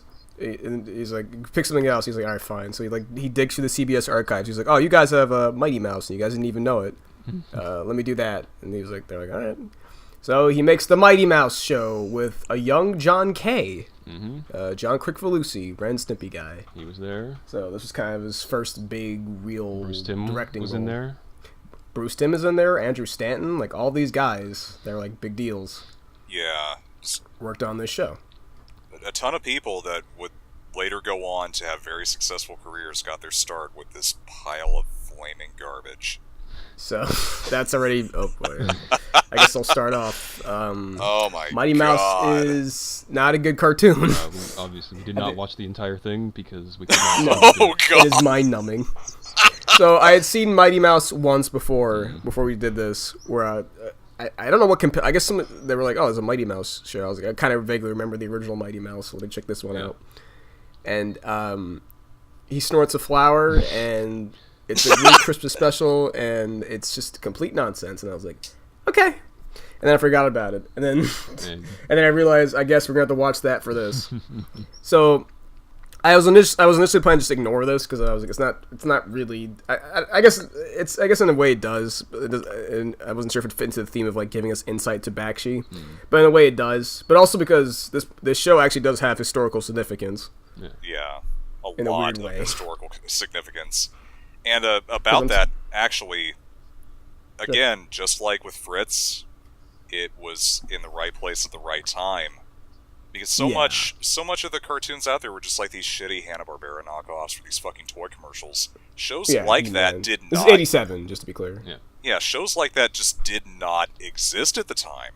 So the sheer novelty of it and the fact that they could experiment so much during the production, that is Opened up what had a very big bearing on not only what propelled the people that were working on it forward, but also inspired a lot of people that saw it during its original run. Right. So there's lots of stories like the Steven Hillenburg was a big fan. Chris Savino was a big fan. Like lots of people who went on to make great shows that like well remembered, like were inspired by goddamn Mighty Mouse. By The New Adventures of Mighty Mouse. The New Adventures of Mighty Mouse. Here's the thing about Bakshi. So it's his show, Here's but the technically thing he actually didn't do very much on it, huh? I said, here's the thing about Bakshi. That's kind of the whole. I can title the podcast that. So he actually didn't do too much on it. Initially, he oversaw the production and stuff like that, but eventually, at one point, he was like, all right, you guys just do your own thing. So basically, John Kay was kind of the guy in charge of that. That was like his first directing credit. Explains a bit. Yeah. It explains a lot about it. And there's lots of like the kind of Crickfalusi elements, but also they got Milton Knight, who's the guy who was in charge of like the Adventures of Sonic the Hedgehog, and there's a lot of like his sort of style in there. In fact, Long John Baldry, the guy who plays Robotnik, is in there. He plays a minor character. So It's from the show! it's It's all from this show, all from this show. which is it's maybe the most potent example of irony I can ever think of. Yeah, this my piece of God. shit. This show, this is the least coherent thing I've ever witnessed in my entire life. I went into this. I watched a little bit of this on my own, like long beforehand, because I just was curious. When I was a little kid, I had a couple of VHSs of the original Mighty Mouse, which I was a fan of. It's not the best stuff of the time, obviously. No, but it wasn't bad. Something. This I can't even describe it. There's nothing that happens on the screen makes any sense. And then on top of that, you have just very. It almost feels like they just weren't trying, even though that probably was not the case with the animation of the characters. There's so little happening, so little going on. The narratives are ultimately nothing. There's nothing to be taken away from it. So from what I know about the show, the production was like instant. The second they pitched it, Crick Falusi had him and a bunch of guys wrote the entire first season in a week. Oh Jesus! They had like a month to do it. I remember. Yeah, they literally had like 2 months or so to make the whole damn show. Mm-hmm. So then they go and do that, and then we said before, Fritz has a lot of like no in betweens, but like they make it work. Yeah. They don't make it work here. They do not make it work whatsoever. No, they can't even draw the characters consistently. No, they constantly change size and like weight and proportions. The animation in it just has no weight whatsoever. Nope. Like stuff will just happen, and it's like what? when we don't even realize it happened. If we're lucky enough to get animation. Too. Yeah. There's lots of really, really egregious errors. It's a complete disaster, and it's really bizarre because there's so much talent here, and it ended up inspiring so many good things. Yeah. And giving so many people the fire they needed to make their own things in the future. Right. But it's awful. It's not great. Well, it's a testament to what the right idea at the right time can accomplish. Yeah. It's more the idea. If they come out now, sorry. It's more the idea of Mighty Mouse and the fact that there was just nothing like that. People were like, there are possibilities here. I can make something even better than this. I can make my own thing. Lo and behold. People kind of branched off there. The whole like late 80s, like through the 90s, like creator-driven boom was kind of basically started by Mighty Mouse. Yeah, it was the dumpster fire that began the universe. The dumpster fire in my eyes. It burned. So, yeah, Mighty Mouse is a curious little piece of history, but geez, it's rough. If you want a good something to learn from, is a good example of how to do everything wrong with an animated cartoon. Watch Mighty Mouse. Yeah, just in terms of pacing, in terms of how to not animate, in terms of how to just not draw characters sometimes. Yeah. We don't have the money for model sheets. Just go. Even in terms of like how to not even voice act. Can you repeat that? I said even in terms of just like how to just not even voice act, like fucking Jesus. It's something something else. Mess. I love that we can't have like the intro just sets up the tone perfectly because it's just footage from the show. Yeah. You can't have like outsourced they don't have any outsourced animation. They don't have any like there's no damn time. They don't have any like masters coming in to do like really good stuff just for the intro or anything. No. It's just we don't have the money to lie. So we can't even do that. There's no X-Men intro. There's no X-Men, there's no Savage Dragon intro, there's nothing cool like that. It's just it's trash. Here's the garbage. Get ready for more garbage. Enjoy. You know, going into this, I thought to myself, well, it can't possibly be worse than Heavy Traffic. No. So if it wasn't for a certain other movie, I would say that this is the worst thing Bakshi had his hands on. Oh yeah, I mean after that, when we got ready to watch this next thing, I thought to myself, well, it can't possibly be worse than Mighty Mouse. So then Bakshi strolls on and he's like, all right, I want to make a movie again. So he goes to the Paramount like, hey, what's up, dude? I got this idea for a partially animated horror film in 1990. And they're like, he's like, okay, this character played by, he wanted Drew Barrymore to play like this like girl character. It was like a half cartoon, and she basically comes to life and tries to murder her cartoonist father for abandoning her, essentially. Yeah. And it was just like this because it was supposed to be in the real world, and then like this cartoon character pops out. Paramount's like, we love that, but you know what's big? Roger Rabbit. So let's rewrite this. We'll get the guy who worked on what's it called? Nightmare Before Christmas. Nightmare on Elm Street. That's a way different thing. The Nightmare Before Elm Street. The Nightmare, Nightmare Before Christmas is Elm Street. Freddy is Christmas. So he comes down and he rewrites. So lots of rewrites, lots of script changes, lots of casting changes. They were like, Kim Basinger is really big. So and Brad Pitt's in this movie, and we got to keep him in there. We got to keep him happy. So get Kim Basinger, and he's just like, okay. So now you got Kim Basinger in there. You got Brad Pitt. You have people who should do a good job. And then 1990 rolls around, Cool World comes out, and it's a total just fall of the hat disaster. Penguin, you can start us off. So the movie opens with Brad Pitt's character coming back from war, I believe.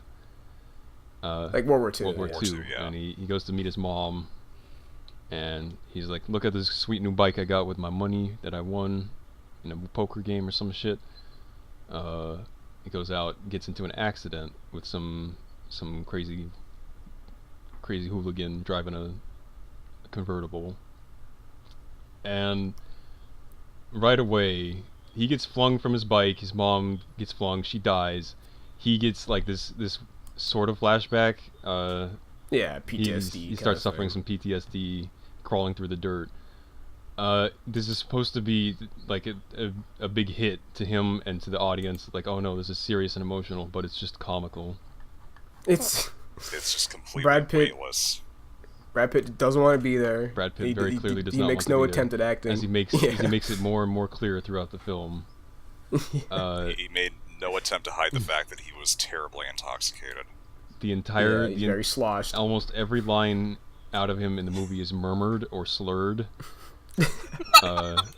More often than not, I think we repeated the phrase, "You want to try that again, Brad?" Like throughout the entire movie. Brad, buddy. Was that the best take you got? I guess so. You could almost smell the booze. It was horrible. In this accident, he gets taken to another world that exists, another dimension, I guess, full of cartoons. Yeah. We can't call them tunes though, because it's Roger Rabbit, so we call them doodles. Doodles. Which is like, all right. And any non-drawn characters that are just real life people in the doodle world are referred to as noids, which is very unfortunate, I think. Yes. And so he over the course of 50 years he's down there, I guess. Yeah, from 1945 to 1992, essentially. Yeah, he doesn't age, and he becomes a detective, and he just solves crimes that happen there. Yeah. He tries to turn to Bob Hoskins. Yeah, he's trying to trying to give us that character, but not nearly as good. Very evidently. And then on the other side of the globe, we have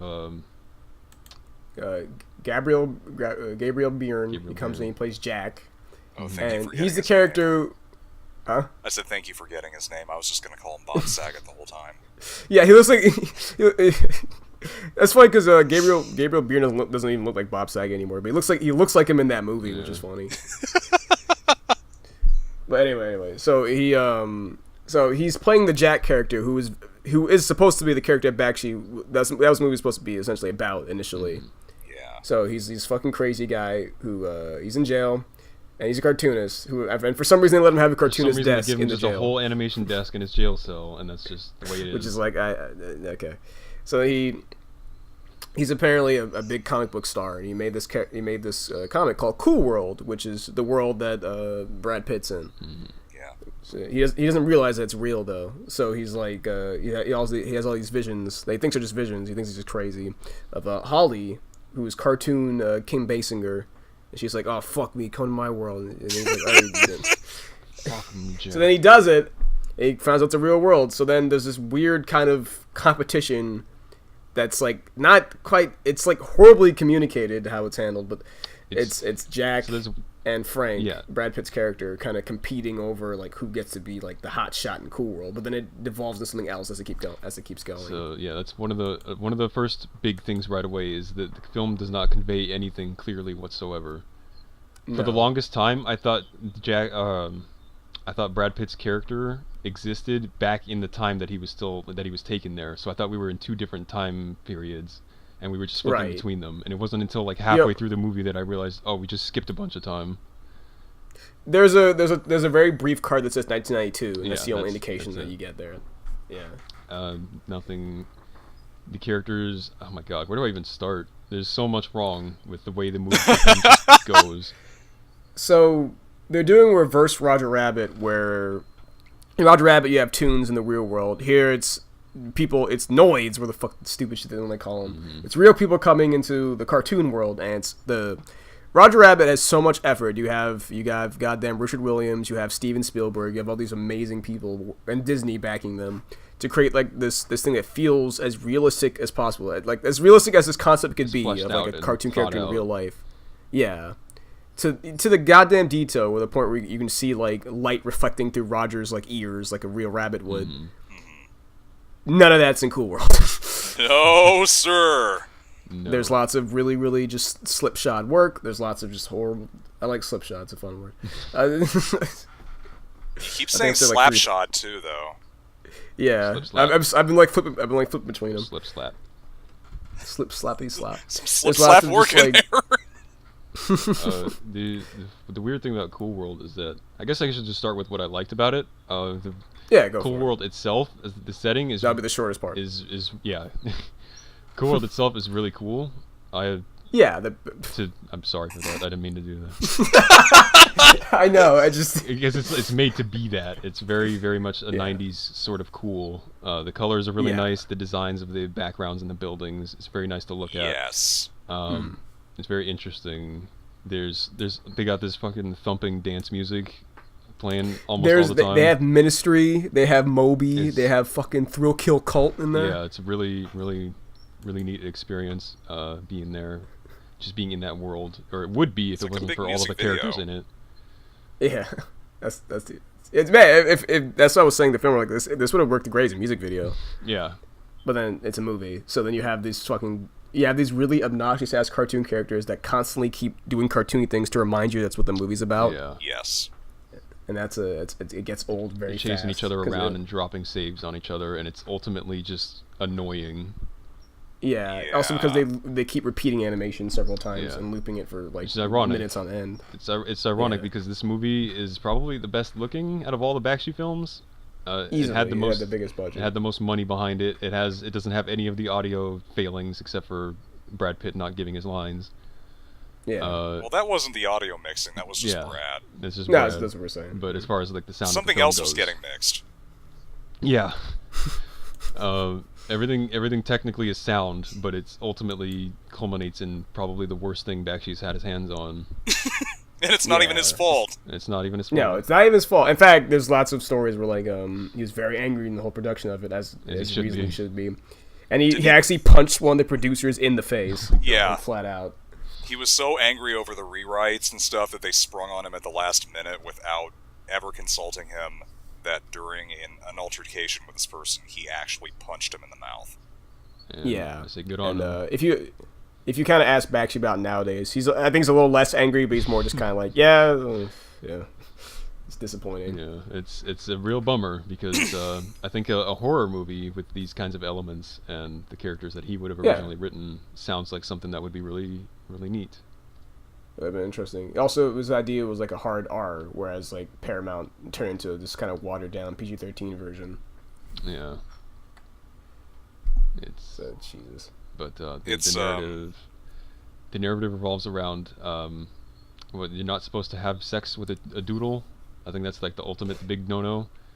Yeah. And Yeah. Jack ultimately gives into that, which sets off Holly's plan. Holly is the doodle that he fucks, that he drew originally, and it makes her real.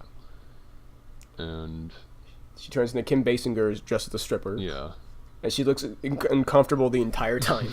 Because you know that Okay. she had to be recorded to rotoscope all the dancing that Holly did as a cartoon. yeah, Right. and Especially during that scene where she's introduced, that looks fucking terrible. it's Like, really, can I it's just really funny. can I just talk about that scene for a moment? Please do. Yeah, go for it. I have something specific to say about that because Sure. that was where we first really got into Cool World from Jack's perspective. Because he falls in, he lands in this fucking nightclub, right? And you have the music going, and you have these nightclub goers who are just bouncing in this repetitive loop, and they're staring at something off screen. And they all look like that the wolf character from the fucking from Looney all the Tex Avery Tunes. shorts. Yeah. And they start doing this overhead shot where he's Bob Saget's on the ground, and they're going over the crowd, and they're all watching stripper Kim Basinger get rotoscoped.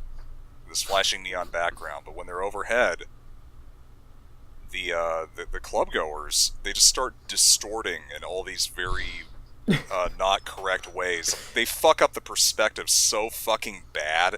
And I was just thinking to myself, oh no! Yeah. This is what we're getting into. This is how you introduce... this is where you put the money. This is where you want to get people into this. And this is what you're letting us see? Really? Yep. It's this is our introduction to Cool World? It's ironic. We get these two characters, Holly and whatever her name is, the dark-haired one. The girl whose face looks like a deflated beach ball. They rotoscope these people, which almost never works out. Rotoscoping people for your animated film almost never works out. It's always very jarring and bizarre. But then on top of that, we have their faces, which were not rotoscoped, and they're always off. Their facial features are always sliding all over their head and weirdly structured, and they're really unappealing to look at. Yeah. And it's mostly just because they fucked it up, and it's very bizarre. There's a very particularly horrendous shot where when Holly first becomes real, and they overlay her face over Kim Basinger's face, and it looks really fucking creepy and not right. Maybe it was the point, but Jesus, it's just wrong. There's that, and then there's ultimately the animation's pretty solid, but there's little moments here and there where they mess up the timing of something or the drawing or the perspective on something, and it's a lot of it is like the unforgivable. camera movements too. Yeah. There'll be moments where it's like characters who are like very. They're drawing the technique of the shit is that usually you film the footage and then you draw over the film negative and stuff like that. And the film negative, sorry, the footage, and then well, in Roger Rabbit they painstakingly made sure it all matched up, whereas here they're not going through the extra effort. Yeah, so you have these moments where like the camera will pan away from somebody and the character, you can see them moving with the camera for a second. It's like oof, like really rough stuff like that. Characters are always like out of proportion with the human characters. It's just a mess. Yeah, well, the animation is overall pretty solid. There's a definite huge lack of attention to detail or just ambition overall with the animation. The things that would make the integration between real and cartoon effective. Pretty much any time, which is rare overall, thankfully, but any time a human character interacts with a cartoon, it is very, very, very poor. Oh, it's terrible. The animation itself, the drawings, and the way that they cut away from it, it looks fucking terrible. The actors aren't really looking at anything in particular. No. So it just completely destroys any of the illusion. It's gone. And they cared so little that they had they planned these scenes out and they had the actors wearing clothing that would have to be deformed by something if they were getting grabbed or touched by the cartoon. Mm-hmm. Right. And it just looks like the cartoon is clipping through them. Yep. There's no depth to any of the characters that are drawn in those scenes, and it's very bizarre. And there's moments where they're like smoking cartoon cigarettes, and it's like fucking flipping all over his mouth. Oh yeah, that one shot where he's got the cigarette in his mouth and it's just moving everywhere. That's like a shitty like MTV bumper. God. It's horrendous. It's really, really bad. The whole thing is just really disappointing, and it gets really annoying. And that's like the worst thing I think a film can be. Is it's just like this is agitating me. Apparently, there's lots of weird shit. Like, remember the parts where the characters' heads will be floating everywhere, like randomly. It's like, what the fuck's going on? Apparently, that was added by Bakshi specifically to piss off the studio. What was it? The parts where, like the unfinished like heads floated and like do creepy stuff or whatever. Oh, yeah, that was specifically him. Yeah, he was doing that he was intentionally trying to make that annoying. Well, that irritated me. So yeah, it worked. I'm sure it worked. Yeah, it's too bad because I really like a lot about Cool World itself, and it's the way it's presented is very much in line with the things that I like. Mm-hmm. But it's ultimately just poo poo. It's a big mess. The environment of Cool World itself is one of the areas where Ralph's, I guess you Kind could of say, urban obsession. fetishism. Yeah, his obsession with the big city and big city living and exaggerating all of the things about that, good and bad, just turning it all up to 11. Like, he loved New York City, warts and all. And he makes that very obvious throughout almost everything that he makes. But here, it's taken to new heights, which I would have appreciated in something that's supposed to be kind of fantastical, again, like Heavy Traffic, where you just have this really astonishing cityscape of all the, these towering buildings and neon marquees, and it's in perpetual night. Right. It looks really good. And even the way that I didn't like a lot of the characters, but even the way that they blend into that world, before any humans get involved, yeah, they fit, and it's very visually strong as compared to the rest of his stuff, but it was such a disaster. It's such a disaster. On the production side, and it's a shame because a lot of it really wasn't his fault. Yeah. So in the story, we get Holly becomes real. She goes to the real world to try and live a real world human life for some reason. Yeah, because she just wants it. that. It's not explained why. She just wants it. But because of the laws of this universe, I guess that just can't happen. She's not allowed to do that, and so she starts losing her composure and losing her ability to stay human. She starts kind of flashing in and out of being a cartoon in real life. And this also it weakens affects the boundaries Jack. between their world. Yeah, that's what it was. It's just all of this lore and these rules are established like right before the film ends. We don't get any it's like setup. the last 20 minutes. We don't get any setup for any of this. None of this. It just comes out of nowhere. And then they're like, oh, the spike of power. Which is just, oh my god. Everything about that, I fucking hate it. And then Jack turns into a shitty Mighty Mouse knockoff and then fights. They go Right down to the roof. They have to go up to the roof of this hotel in Vegas to get the spike of power, which is introduced like 5 minutes before we're done with the movie. So that's cool. Yeah. And he has to, I guess the spike of power like completely destroys the boundary between the worlds or something. Yeah, so it starts creating chaos where the cool world starts leaking into the real world and turns everybody into cartoons. Yeah, so the cartoon is going wild, and then Jack also becomes a cartoon. He becomes like a big buff superhero man, and he plugs up the hole, and that stops everything, and everything that got through just goes away.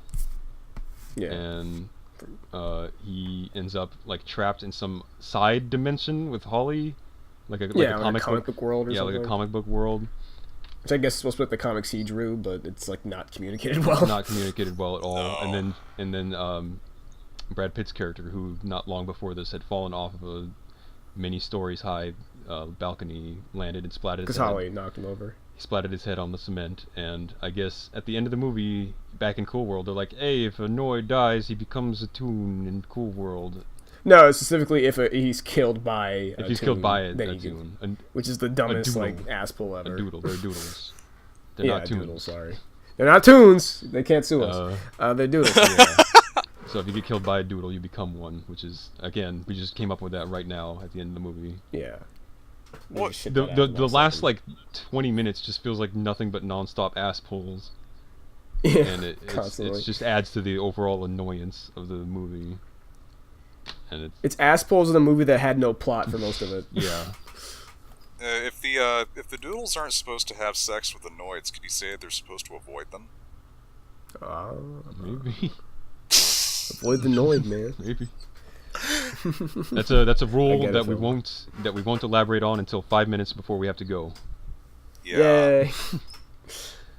Yeah, Cool World's a disaster. It's a weird. I would still put Mighty Mouse below it. It's Mighty Mouse. I mean, Mighty Mouse is historically significant, but as a show, it's complete garbage, and I think has no real redeeming qualities. It is a close competition. It is very, very close. I think I would put Cool World just beneath it, just barely beneath it, because it's supposed to be. It's something that should be a lot better than it is.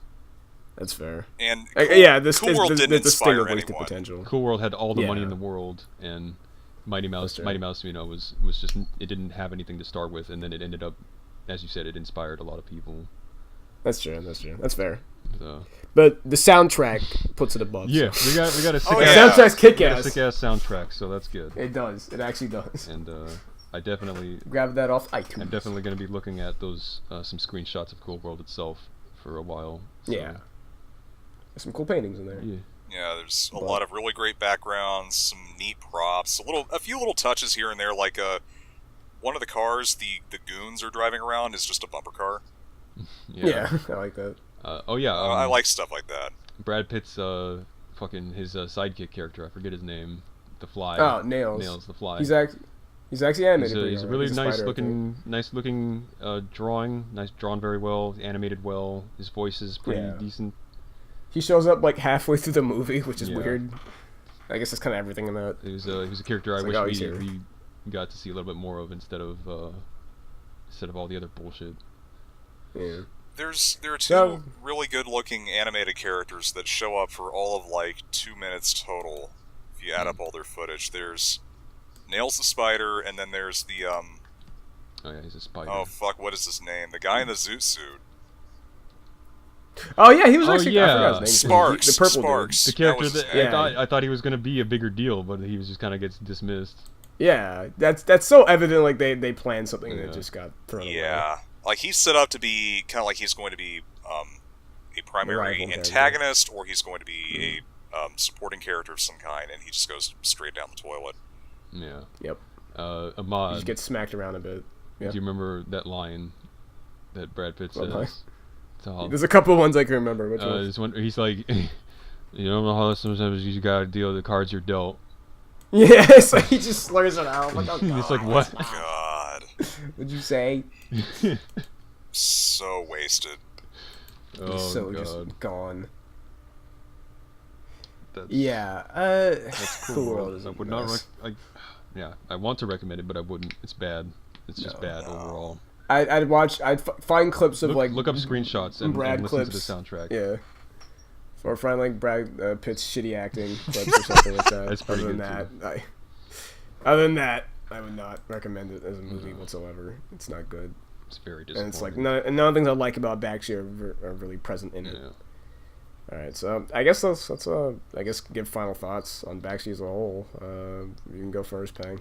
So he made like what was it? Eight movies in the span of 10 years, or was it the other way? A little more than that. Was it 10 movies in 8 years? Something like that. He made a lot of movies in a very short amount of time, which is very. I mean, it results in the quality that you get with most of them, but overall, a pretty positive thing. He has a very what is the word I'm looking for? His attitude. Yeah, 10 movies. His attitude is very valuable. I can sort of relate to him a lot and the way he thinks about the way the industry works and how everything's bullshit. It's all bullshit all the time. And wanting to fight against that and do things your own way. That's very, very admirable, and it shows up a lot in his work, and his work is almost always very clearly his vision, which is something I appreciate a lot in media like this. I wish he had more money. I wish he was given more money and more time. Yeah. But I have a very big amount of respect for Bakshi and his ideas. Right. Fail more. Well, going into this, I was not quite sure where he was coming from, and of course I was going to be watching a lot of this stuff from my perspective here in 2017. Right. And, at first one of my remarks was like, this seems really pretentious, and I don't feel that way nearly as much now. Mm-hmm. A lot of it is just, kind of like Peng said, it's very much him. His work is extremely personal. And I feel like it's less self-aggrandizing in the way that, wake up, sheeple, this is how things really are, that kind of attention-grabbing bullshit, and it's more like, I like this. It's more self-indulgent than self-aggrandizing, if you're going to look at it that way. That's a really good way of putting it. Yeah. And,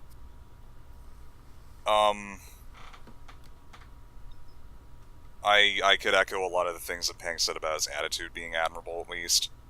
I feel like he stayed in his comfort zone just a little too much early on. I can agree with that. That's fair. And when he stepped out of his comfort zone, neat things happened. But on the whole, whatever respect I have for the guy, on the whole, I did not like the majority of what I saw at all. But at least in some cases, that was not his fault, especially with the last stinker that we discussed. Oh my god.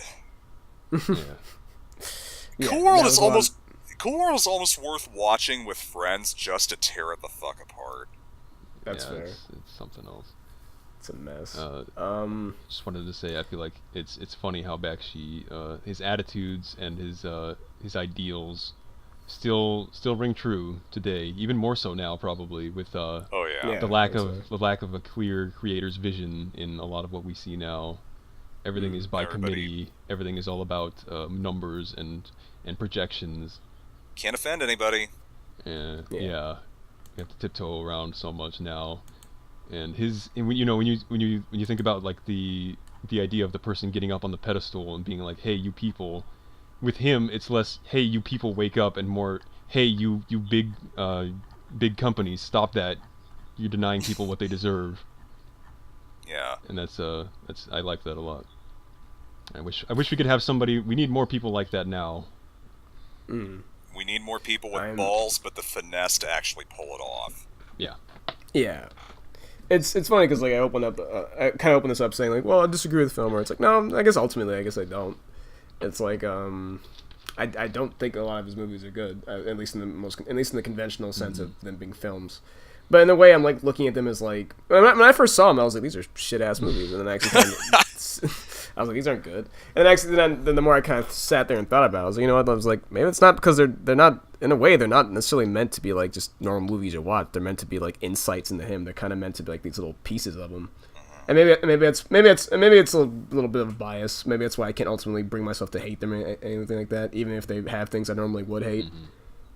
Because it's like I don't know. I think I just like Bakshi as a guy. Yeah. I think just seeing him, the way he presents himself, it just seems like a really honest person. It's like I remember when the thing I disagree with Fillmore initially, and he softened his stance on it. But I remember earlier you saying he was pretentious, and I was like, I don't think he's pretentious. Yeah. Maybe I think some of the things he can do can come off that way easily. Certainly. Yeah, that's just because of his lack of finesse. Yeah, I think it's more just him failing to communicate his ideas rather than actual pretension. I just think he was trying to go for something in particular. I think he wanted to get his voice out there, and I guess the problem with him is that his voice is it is kind of limited.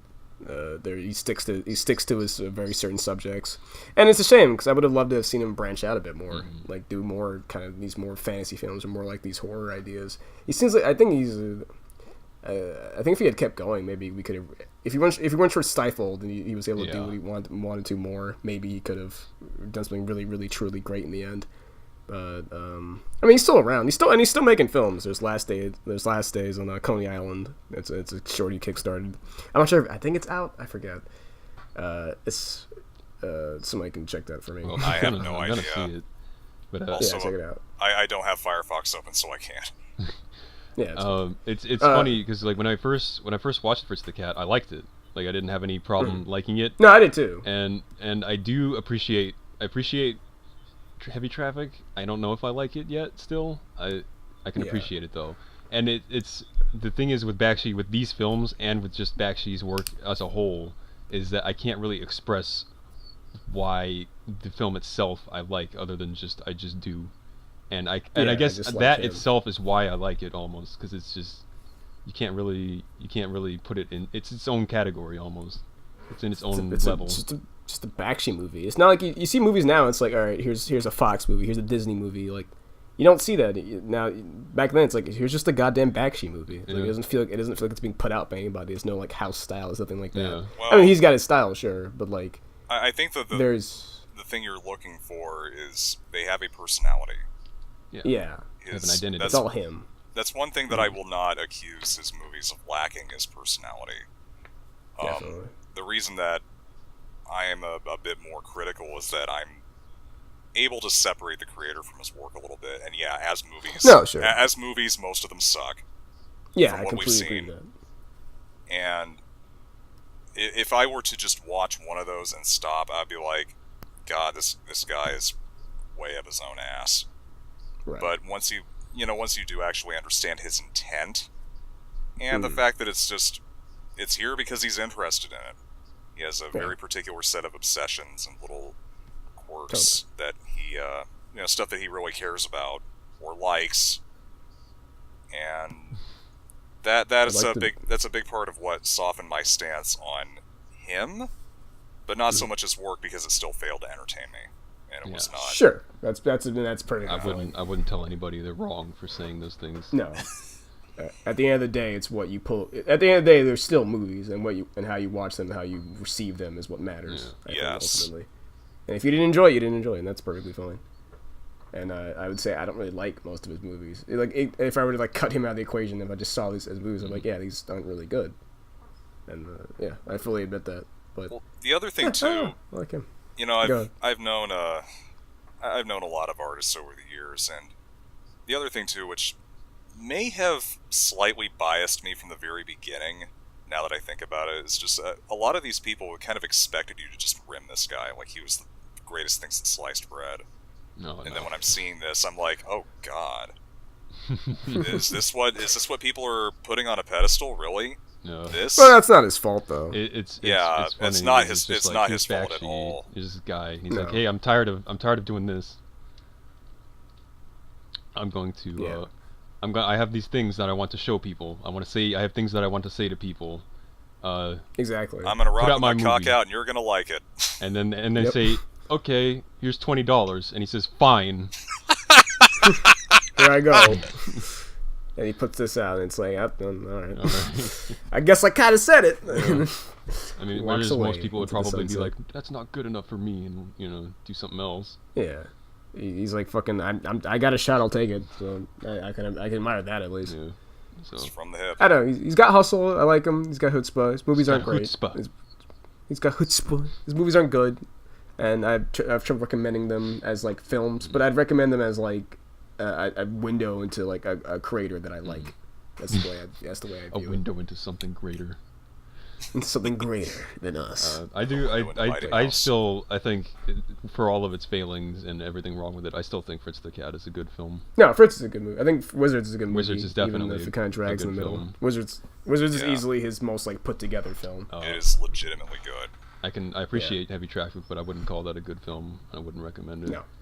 No. Cool World, ironically, the movie that he's the least involved with and has all the money is the worst one. The biggest disaster.